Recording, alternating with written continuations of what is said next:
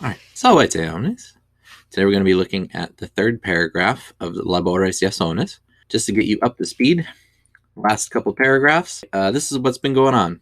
Medea has fallen in love with Jason and decides to go to the goddess Hecate in order to get some magic spells so that she can help him. Jason, meanwhile, has proposed marriage to Medea, whether it's because he loves her or because he knows that she's a witch and can help him. It's not clear. And then we have Jason beginning his tasks. He approaches the fire-breathing bulls, and with Medea's magical help, is able to yoke the bulls and to plow the field. So that's what we've been doing for the past two paragraphs. So then we get into the sentence right here, the very beginning. Mirati sunt kolki, argonatae clamoribus gavisi sunt. Well, Mirati sunt kolki is given to you down there. So the men of Colchis, right? The Colchis is the land where the Golden Fleece is located. Then we have the rest of the sentence: Argonautae clamoribus gavisi sunt. So let's break this down like we have been doing. Argonautae is nominative. The thing about Argonautae is that it could be nominative, could be genitive, and it could be dative. But if it were dative, we would be looking for a verb of giving, or perhaps another verb that takes a dative, and we don't. We have gavisi sunt, and that doesn't take a dative, and it's not a verb of giving either. If it were genitive or possession, we would have a noun that it could possess, and we don't have that either. So what we have is that it must be nominative. Then we have this verb over here, gavisi sunt. Now, this comes from the semi-deponent, gaudeo, gaudere. This also helps to solidify the fact that it is, in fact, nominative, because nominative plural, because they seem to be agreeing. So let's find out. Argonata here is masculine because sailors are masculine. It's plural. And gavisi is also masculine because that's how PPPs work. Well, in this case, a semi-deponent participle, passive participle, deponent participle. Anyway, and it's plural. So they seem to agree. Everything seems to check out. So we got the Argonauts, who are the ones who gavisi sunt. And then this is a weird semi-deponent. So do you remember what tense this is? Semi-deponents mean the first, in the present system, it uses active looking verbs. In the perfect system, it uses the deponents. So since this is a twofer, it must be in the past tense. And then we have clamoribus. And again, this could be dative or ablative, but 9 times out of 10, it's ablative. Mirati sunt kolki is our first idea here. Mirati sunt kolki.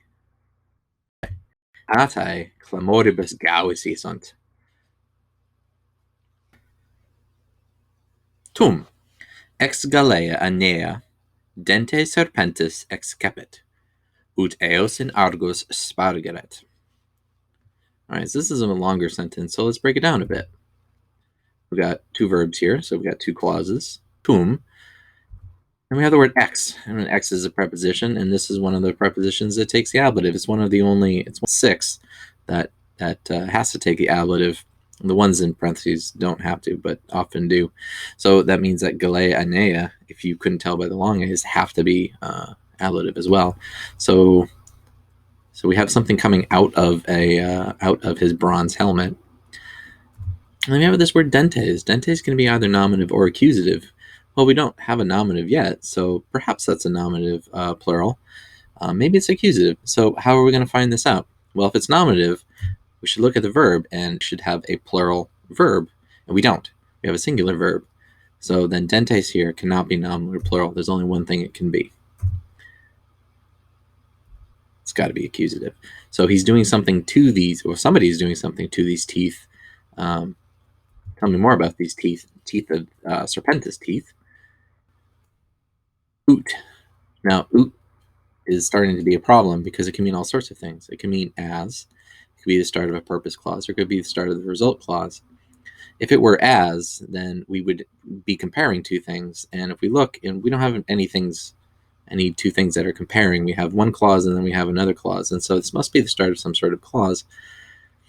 Purpose clauses, there's no real way to tell if it's a purpose clause other than by eliminating everything else. If it were a result clause, we'd be looking for a word that means so, and we don't have it. So it's got to be a purpose clause. So why did he pull these teeth? for the purpose of eos in argos spargeret. And there, that spargeret there, we got a subjunctive. So this is definitely a purpose clause. It's an imperfect subjunctive because it looks like an infinitive. And so imperfect subjunctives means that they're happening at the same time. So he's taking the teeth out and he is scattering them all at the same time. Again, we have two ideas. Tum ex galea anea, dente serpentes ex capit. There we go. And for what purpose? Ut eos in argo spargeret. Hum semina moliuit, et dentes tam clariter crescebant, ut nova corpora hominum fierent. Let's see how we can break this one up. Again, I'm just going to go to the verbs. So I'm just going to go to the end moliuit. That's got to break something up. And then I'm going to go to crescebant, which breaks something up. And then my third one, my verb is fierent. So let's just check it out. Humus means ground. And then there it is. Humus has got to be a nominative. Semina. It looks like it could be a first declension nominative, but since we know our vocabulary, we know this is a third declension neuter, and so this has got to be either nominative plural or accusative plural. And since, just like with the last one, it can't be the verb moliuit, can't be plural. So the ground did something to the semina. We got this problem with dentes again, nominative, accusative. Let's take a look at both of our options. Humus could be the subject or dentes could be the subject. But we have a plural verb, and so dentes must be the subject. So what did the teeth do? Well, they crescebanted. Tom clarita. Ooh, we have a tom here. That'll be important in a moment. Then we have this word oot. Again, it could be as, but we're not comparing things. Could be the start of the purpose clause, but as we just saw, we have the word tom there. So it's a so word. It's got to be the result of a result. It's got to be the result clause.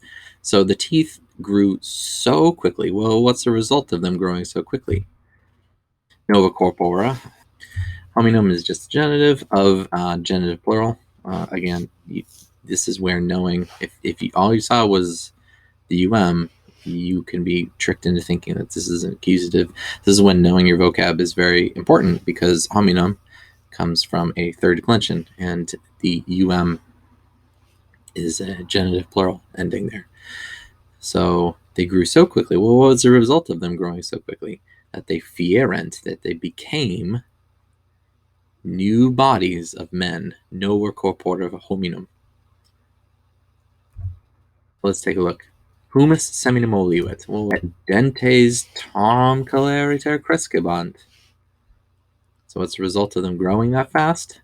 Ut nova corpora hominum fierent. Quod magus miramarat, quisque vir arma tenebat.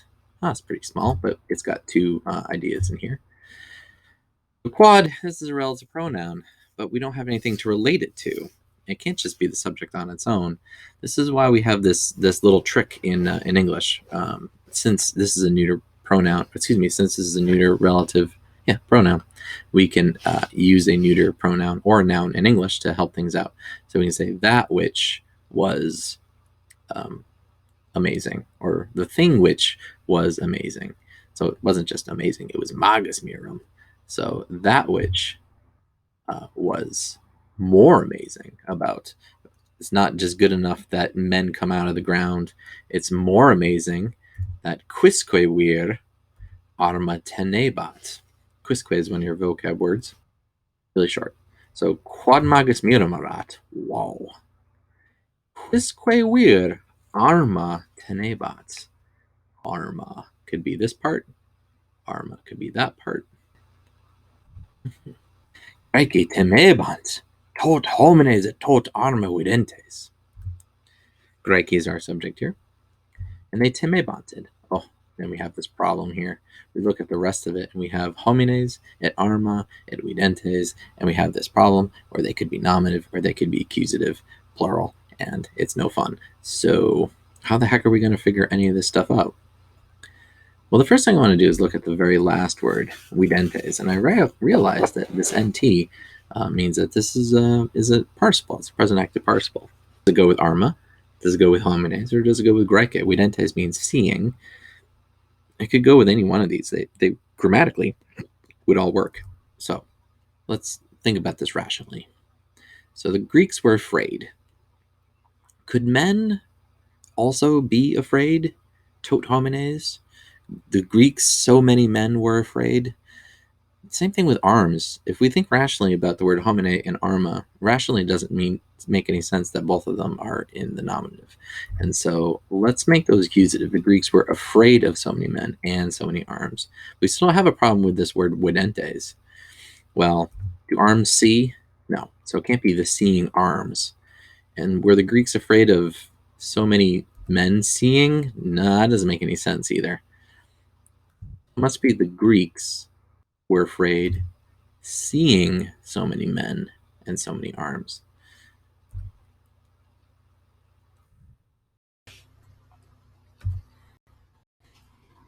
All right, last sentence. Medea, quae tutum fecea, ubi vidit unum juvenam ab tot hostibus peti, paluit, et frigida subito sine sanguine sed. I got a little bit of a weird accent going on there for a moment. All right, so this is much longer, and this one is a little bit harder to break up like we had been doing before. So let's just take a look. The first thing I notice is that we actually have a relative clause here.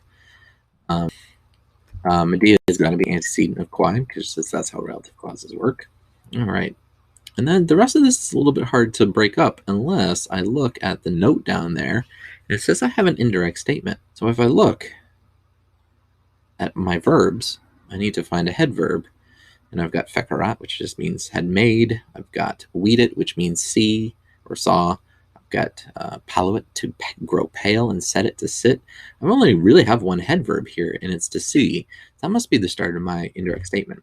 So there's my indirect statement, and it goes to my infinitive. And I know it's an infinitive because I can read my notes. Yeah, pete is a passive infinitive right there. All right, so we have a relative clause. We have an indirect statement. And then the rest of this is just the main clause here. So it's a little harder to break up than the rest, but we can do it. So now let's just parse our words. Medea is obviously the nominative. So inside the relative clause, quae here, because it's referring to Medea, is feminine, and quae as a feminine can only be nominative. So quae is the subject of the verb here, fecerat. So Medea, who had made, illum tutum has got to be accusative, had made him safe. Ubi vidit. Yeah. Did I train you well enough? I hope it wasn't that loud. Right, so inside the indirect statement, right, the definition of an indirect statement is that we got a head verb plus accusative subject plus infinitive. So unum juvenum, even though it's accusative, is the subject of the verb. So she saw that one young man, ob, there's another preposition. This is one of our lists. It's got to be accusative. Then we have the word petty here. Petty is a passive infinitive because I can read my notes. It comes from petere. Petere can mean all sorts of things. It can mean to beg for, to head for, to seek, or to attack. But it's passive, so it means to be begged or to be sought or to be attacked. So that's probably what's going on here. When she saw that one young man is being attacked by so many enemies, there we go. So that's the end of my indirect statement. When she saw that this was happening, go back to our main clause, paluit, to grow pale. Frigida is an adjective describing Medea. She's suddenly cold. Sine is another one of our prepositions that has to take an ablative. So without blood, she said it without blood. Ooh, she's afraid for this guy. I would be too, if I loved him. So Medea, who had made him safe once, quae illum tutum fecerat. So she wants him to be safe. Ubi vidit, unum juvenum ab tot hostibus peti, paluit, et frigida subito sine sanguine sedit. And hey, that's the end of paragraph 2. Oh no, how's Jason going to get out of this? Is all of her help going to be for nothing? Is Jason going to die here? Well, obviously not. How does he deal with this? We'll find out next week. Bye.